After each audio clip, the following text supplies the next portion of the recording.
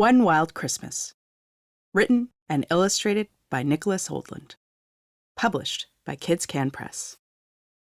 There once was a bear, a moose, and a beaver whose very favorite time of year was Christmas. On their first Christmas Eve together, the three friends were busy preparing food, hanging their stockings, putting up lights, and wrapping presents. Everything had to be done to perfection.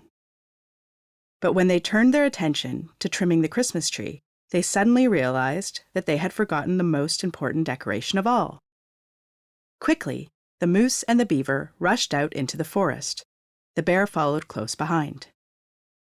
First, they came across a maple tree. Next, they saw a birch tree.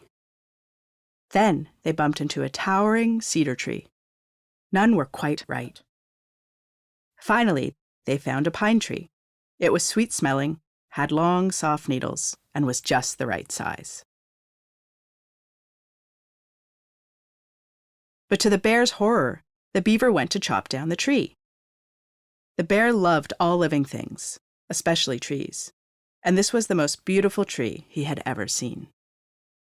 The three friends had a big problem. There was no way the bear would let the beaver and the moose harm this tree. And the beaver and the moose were not about to let the bear get in the way of their perfect Christmas tree. It was a short argument.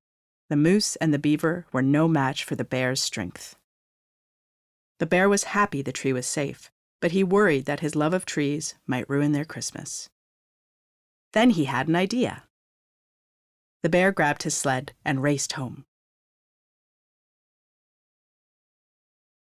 Back at the cabin, the bear gathered all of the food, decorations, and presents, and carefully loaded everything onto his sled. The bear's journey back proved a little more difficult.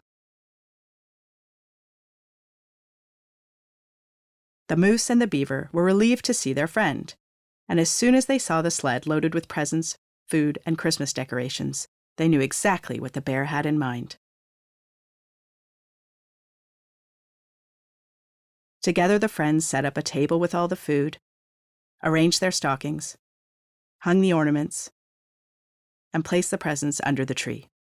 Then, when they were all done, they had a snowball fight.